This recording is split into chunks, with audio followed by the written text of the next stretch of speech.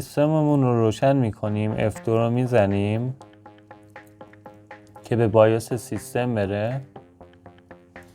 به بایوس که رفت دوتا گزینه رو بندازیم بالا، یعنی این گزینه سیلیکون پاور که فلش من هست و سیو کنین، اوکی کنین. وقتی که سیو زدیم و ریستارت کردیم دکمه دیلیت رو چند بار فشار میدیم که سیستم به بوت فلش برای نصب ویندوز بره.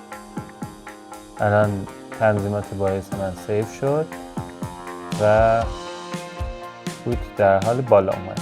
خب با چند بار فشار دادن دکمه دیلیت بوت اومد بالا واسه ویندوز. اینجا هیچ کاری نکنین، نکست بزنین. اینجا اینستال نو، گزینه بعدی که میاد روی صفحه. اگر کاربر خارج از کشور هستین و ویندوز رو خریداری کردین این گزینه رو کلیک کنین، ولی اگر کاربر ایران هستین و ویندوز رو دانلود کردین این گزینه رو کلیک کنین، نکست بزنین. اینجا میگه با شرایط مایکروسافت موافقت کنین، قبول کنین و نکست بزنین.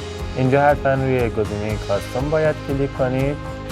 توی این قسمت توی هاردهای جدید فرقی هم نمیکنه که ویندوز شما چی بوده، چی هست و یا لپتاپ شما چیه. الان اینجا میبینین اینجا میگه نتوانستیم که درایورهای شما رو شناسایی کنیم، مثلا درایور C و D رو نتونسته واسه من شناسایی کنه. چرا؟ به خاطر تنظیمات امنیتی که هاردهای جدید دارن به نسل جدیدشون اضافه کردن. حالا باید توی این قسمت چیکار کنیم؟ توی اینجا من توی این آموزش بهتون میگم که چجوری درایورها رو اینجا بیارین بالا. من چون کارای این آموزش که اینجا براتون نوشتم رو انجام دادم، اینجا براتون ضبط کردم انجام دادم، الان درایورهای من اومد بالا. ولی چند ثانیه قبل دیدیم که درایورهای من بالا نبود. حالا من یک ویرایو روی این درایورها میخوام انجام بدم.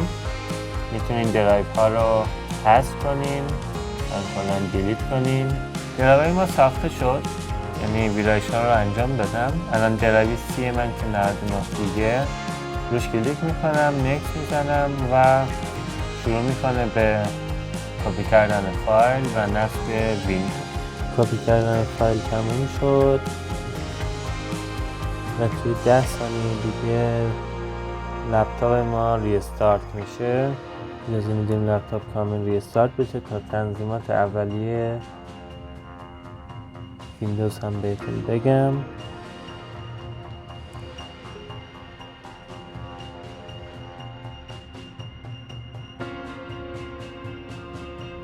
اینجا میتونین کشورتون رو انتخاب کنید، یس میزنید.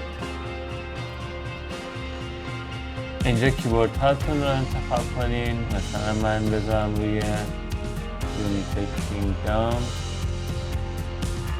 اینجا میگه آیا میخواین دوباره کیبورد اضافه کنیم، ادلایت که بزنیم یک کیبورد دیگه میتونین انتخاب کنین که حالا فارسی هم من انتخاب میکنم، پرشین فارسی.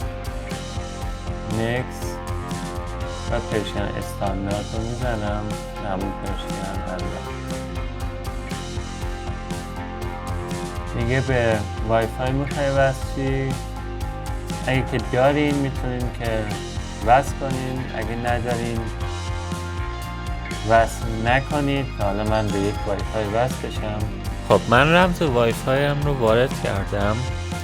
وقتی که کانکت شد به مرحله بعدی به من گفتش که یک پین برای لپتاپ خودت انتخاب کن. پین رو انتخاب کردم و در این قسمت اینجا میگه که آیا اجازه میدین مایکروسافت و برنامه‌هاش از لوکیشن شما استفاده کنن در مواقع خاص. میگن یس، تایید میکنین.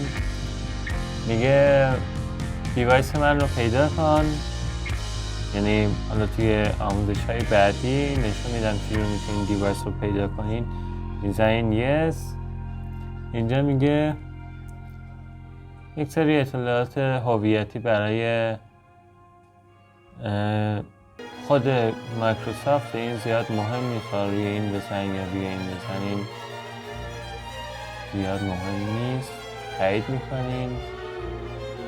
هم مثلا روی یس بزنیم، مهم نیست.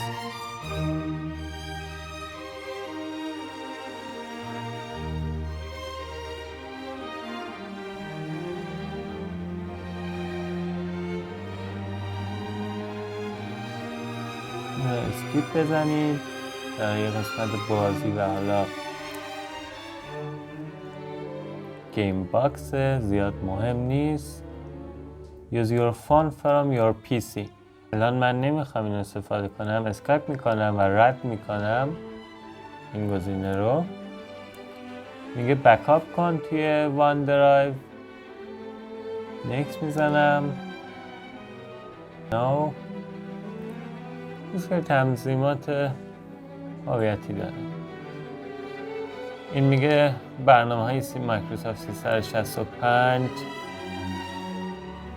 پرمیوم میخوای و حالا گزینه دیگه تایید نمی کنم. اینم 100 گیگ دیتای ابری رو نمیخوام. اینم گزینه های پولیه که میگم اسکیپ برای الان، یعنی برای الان رد میکنم.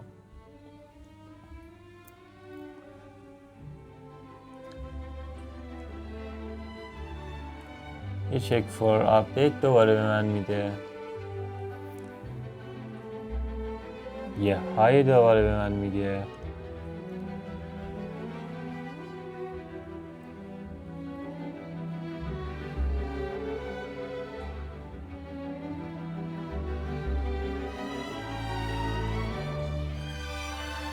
میگه لپتاپتون در حال آماده سازی، لطفا خاموش نکنید سیستم رو. تموم شد و ویندوز من نصب شد. به همین راحتی الان توی سیتینگ توی بود میبینید که ویندوز 11 پرو نصب شد. تاریخ 21/10/2023. الان ویندوز اون رو نصب کردیم، ولی برای اولین بار که ویندوز رو نصب میکنیم و وارد فایل منیجر میشی توی مای کامپیوتر، الان درایو سی ما فقط هست که اینجا فقط 100 گیگ حافظه داره. الان درایو دی ما مخفیه. چه کار میکنین؟ توی این قسمت روی دیس پی سی کلیک راست کنین، شو مور آپشن رو بزنین و منیج رو که زدین، اینجا دیسک منیجمنت درایو دی ما میاد اینجا که 376 گیگابایت داره ولی مخفیه. روش کلیک راست کنین، چنج درایو بزنین، اد بزنین. اینجا یک دی میبینین نوشته، اوکی که بزنین درایو دی ما اینجا اد شد، ولی واردش میشیم یک فرمت دیسک بعد بزنیم که آماده بهره برداری بشه. الان میبینین که درایو سی 99 گیگ، درایو دی 376 گیگابایت. به همین راحتی.